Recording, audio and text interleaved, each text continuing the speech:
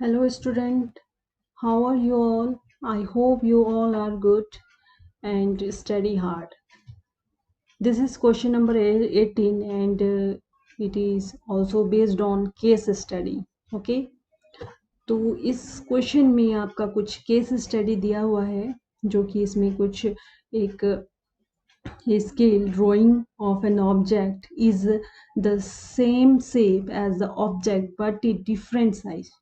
The scale of a drawing is a comparison of the length used on a drawing to the length it represent. The scale is written as a ratio this. ठीक है, एक similar triangle बनाई हुई है तो scale factor दिया हुआ है, इस पे आपका कुछ क्वेश्चन बेस्ड है तो आपको उसे बताना है।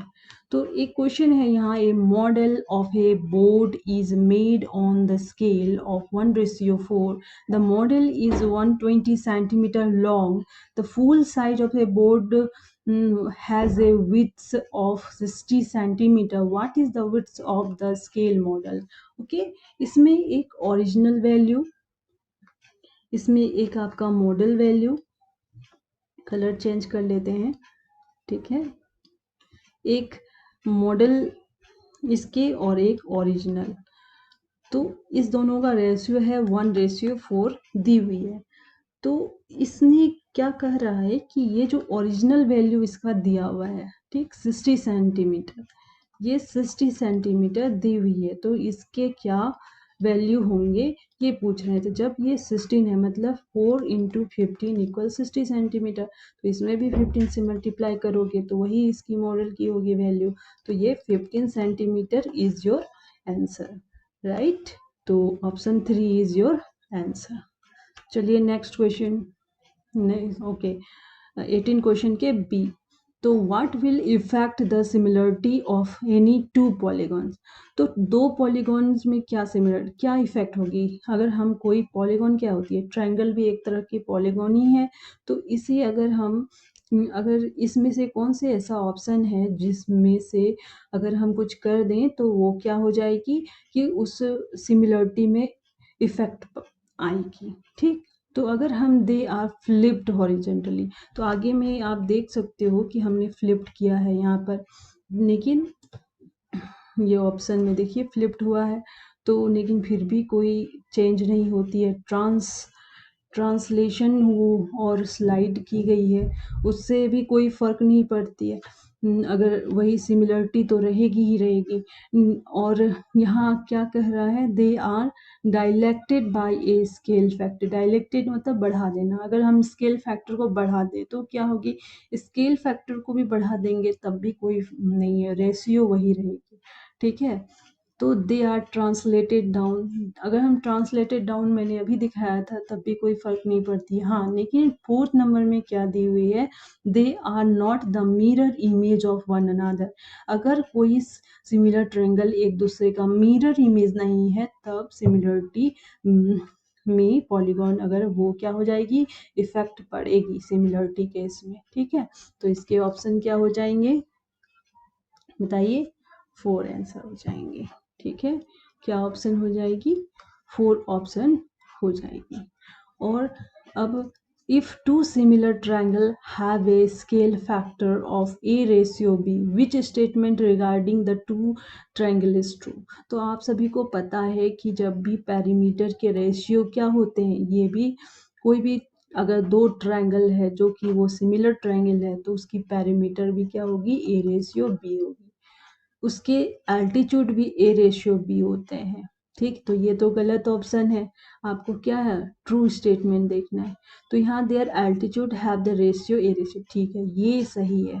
ये आगे भी देख लेते हैं, their median have a ratio a/2/b, तो ये भी गलत है क्योंकि ये भी a/b होती है। और their angle bisector have a ratio a²/b, गलत, ये भी क्या होती है, a/b, तो इसके आंसर क्या हो गए, 2। अब डी ऑप्शन में देखो, the shadow of a stick 5 metre long is 2 metre, at the same time the shadow of a tree 12.5 metre high is, तो इसमें क्या करोगे, ये कह रहा है कि इसमें बहुत सिंपल है, हाइट को ले लेते हैं। जैसे 12.5 हाइट दी हुई है और ये स्टिक की हाइट क्या दी हुई है 5, तो इसके शैडो क्या हो जाएंगे, इस ट्री के शैडो s ले लेते हैं और इसकी शैडो कितनी है 2 मीटर है, ये ले लिए। तो इक्वेट कर लीजिए, शैडो निकल जाएगी।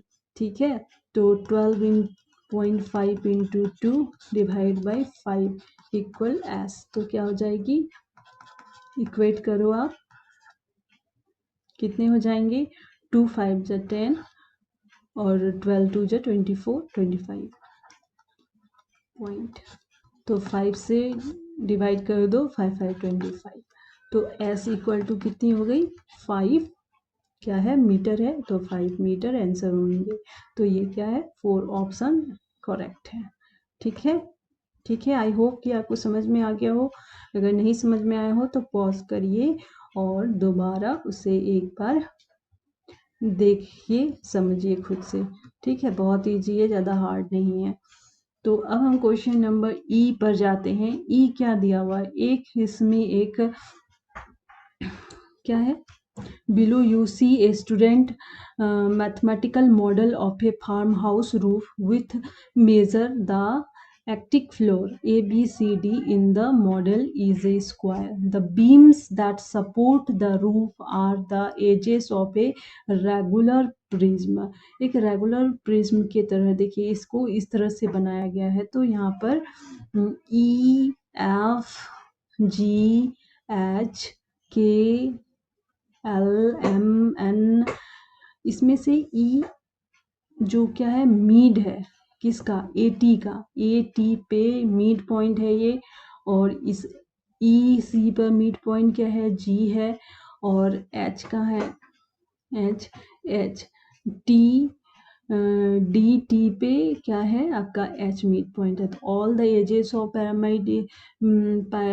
Pyramid in the model have length 12, ये 12 मीटर है, सब 12 मीटर है। ठीक है, तो आपको इस पर क्वेश्चन बनानी है, what is the length of EF, EF का क्या लेंथ होगा, where EF is one of the horizontal edges of the block.